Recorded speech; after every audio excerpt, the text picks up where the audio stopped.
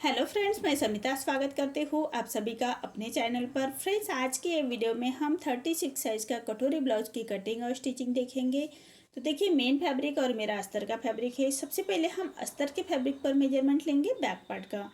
तो कपड़े के बंद भाग को अपनी तरफ करते हुए रखेंगे और नीचे से एक लाइन ड्रॉ करते हुए कपड़े को हमें सीधा कर लेना है।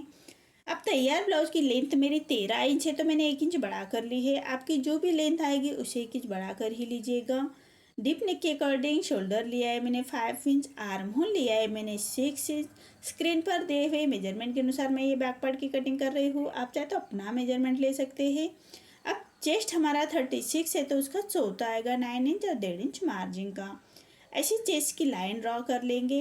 अरे डीप नेक ब्लाउज है तो हमें हाफ इंच बाहर की तरफ लेते हुए ऐसी तिरछी लाइन ड्रॉ कर लेनी है और 1 इंच पर हम आर्म होल की गोलाई दे देंगे हल्के हाथों से।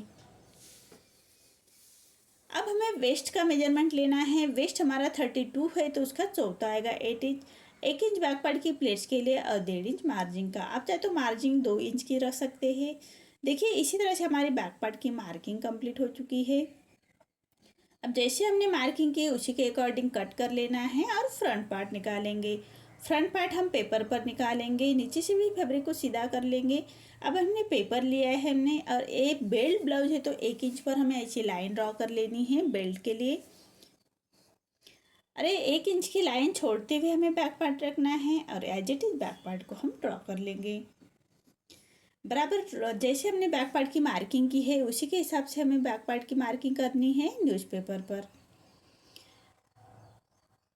देखिए, अब हमें फ्रंट का आर्म होल निकालना है, तो चेस्ट की और आर्म होल की लाइन ड्रॉ कर लेंगे और अंदर की तरफ हाफ इंच लेते हुए आर्म होल की गोलाई दे देनी है हल्के हाथों से।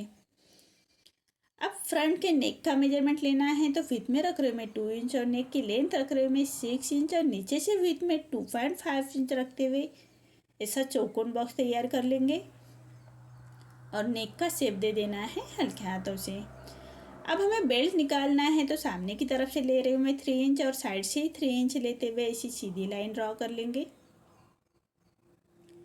अब बेल्ट का शेप देना है, तो सामने की तरफ से हमें 1 इंच ऊपर की तरफ लेना है और बेल्ट का राउंड में शेप दे देंगे हल्के हाथों से। देखिए, इसी तरह से बेल्ट का शेप दे देना है। अब 36 हमारी की चेस्ट है, तो कटोरी आएगी हमारी 5 इंच पर। सेंटर से 5 इंच, आर्म होल की तरफ से 2.5 इंच और नेक की तरफ से 5 इंच लेते हुए पूरे डॉट को हम ऐसे जोड़ लेंगे। ये हमारी छोटी कटोरी निकल के आ रही है। अब इसको कैसे बढ़ाते हैं ये भी हम पेपर पर ही देखेंगे। आर्म होल हमें फ्रंट का ही कट करना है, जो हमने फ्रंट के आर्म होल की गोलाई दी उसी को कट करेंगे और सभी पार्ट हमें अलग कर लेने हैं। बेल्ट को भी अलग कर लेंगे और हम ये हमारी छोटी कटोरी और साइड का पार्ट निकल के आ रहा है। साइड का पार्ट हमें यही रखना है। अब हम कटोरी कैसे बढ़ाते हैं ये देखेंगे। साइड से कटोरी को थोड़ा छाट लेना है। देखिए, ये छोटी कटोरी हमारी निकल के आ रही है। अब इसको कैसे बढ़ाते हैं ये देखेंगे। तो देखिए, एज इट इज छोटी कटोरी को हमें ड्रॉ कर लेना है पेपर पर।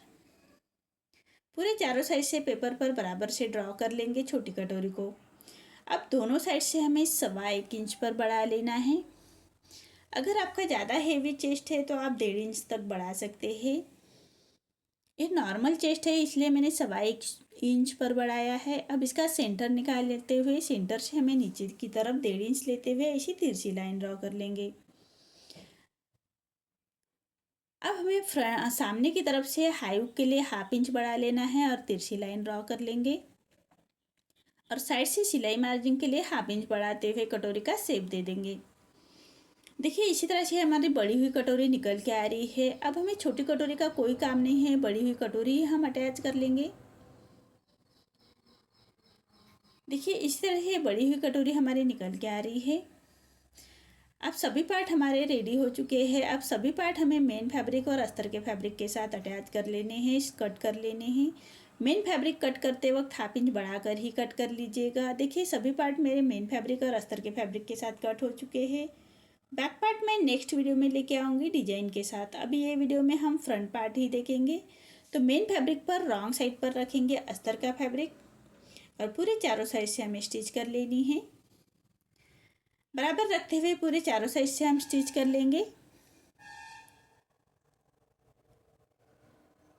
अस्तर के बराबर से ही स्टिच कर लेनी है हाथ से थोड़ा प्रेस करते जाइएगा ताकि अंदर की तरफ करिया क्रीज ना आए।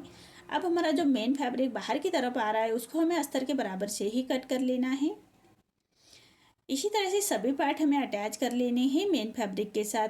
अब साइड का पार्ट भी हमें अटैच करना है, तो मेन फैब्रिक पर रॉन्ग साइड पर रखेंगे और पूरे चारों साइड से हम इसको स्टिच कर लेंगे। देखिए इसी तरह से चारों साइड से हमें स्टिच कर लेनी है। अब हमारा जो मेन फैब्रिक बाहर की तरफ आ रहा है उसको हमें अस्तर के बराबर से ही कट कर लेंगे। देखिए अब हमें बेल्ट रेडी कर लेना है। कटोरी और हमारा ये साइड का पार्ट अटैच हो चुका है मेन फैब्रिक के साथ। अब हम बेल्ट अटैच करेंगे, तो बेल्ट हम मेन फैब्रिक पर राइट साइड पर रखेंगे। मेन फैब्रिक पर राइट साइड पर रखना है बेल्ट को और 1/2 इंच का मार्जिन कवर करते हुए हमें बेल्ट को अटैच कर लेंगे। और नीचे से मेन फैब्रिक को सीधा कट कर लेना है, छोटे कट्स लगाएंगे। अब अस्तर का फैब्रिक पलटाते हुए अस्तर के ऊपर से हमें स्टिच कर लेंगे।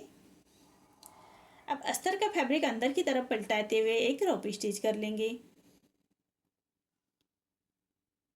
इसलिए मेन फैब्रिक पर हमें राइट साइड पर रखते हैं बेल्ट को, उसको अंदर की तरफ ले जाना होता है। अब हमें मेन फैब्रिक और अस्तर के फैब्रिक को अटैच कर लेना है, तो अस्तर के बराबर से ही स्टिच कर लेंगे और जो हमारा मेन फैब्रिक बाहर की तरफ आ रहा है उसको हमें अस्तर के बराबर से ही कट कर लेंगे।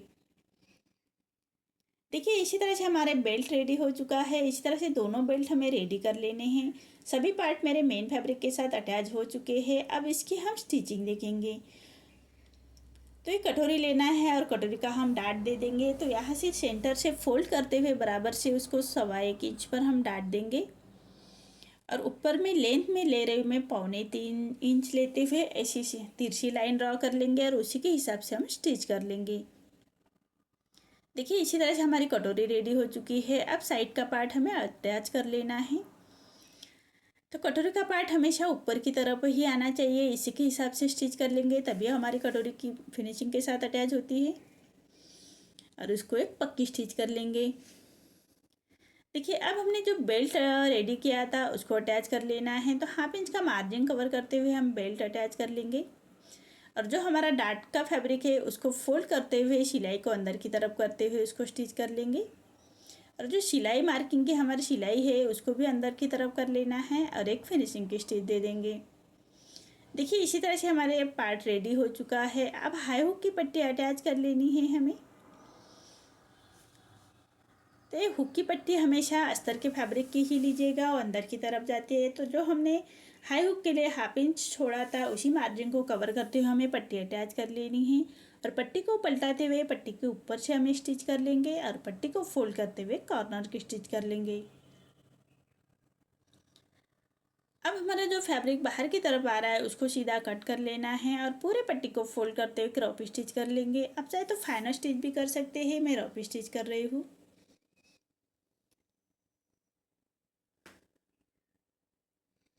देखिए इसी तरह से हमारा ये पार्ट रेडी हो चुका है। अब नेक की गोलाई दे देंगे।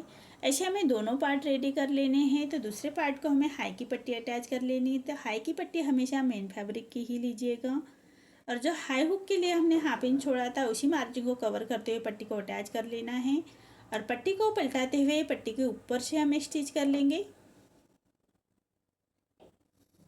और पट्टी को फोल्ड करते हुए हमें एक कॉर्नर की स्टिच कर लेनी है। तो 1.25 इंच बाहर की तरफ निकालते हुए हमें पट्टी अटैच कर लेनी है और एक पैर का मार्जिन रखते हुए उसको एक फिनिशिंग की स्टिच दे देंगे। देखिए इसी तरह से एक पैर का मार्जिन रखते हुए हम फिनिशिंग की स्टिच दे देंगे।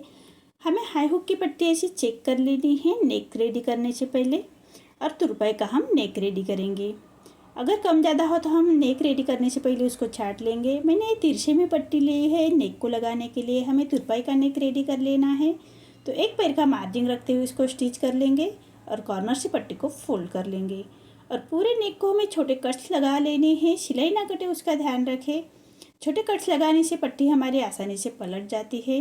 अब पट्टी को पलटाते हुए पट्टी के ऊपर से हमें स्टिच कर लेंगे और पट्टी को फोल्ड करते हुए कॉर्नर की स्टिच कर लेंगे।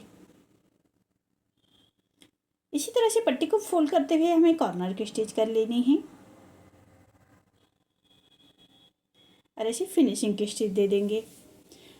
अब जो फैब्रिक बाहर की तरफ आ रहा है उसको कट कर लेना है और पूरे पट्टी को फोल्ड करते हुए क्रॉप स्टिच कर लेंगे। इसी तरह से हमें दोनों पार्ट रेडी कर लेने हैं। देखिए मेरे दोनों पार्ट रेडी हो चुके हैं। आपको मेरा ये वीडियो कैसा लगा प्लीज़ कमेंट में बताइए। अगर आप चैनल पर पहली बार आए हैं तो लाइक शेयर ज़रूर करें और चैनल को सब्सक्राइब ज़रूर करें। धन्यवाद।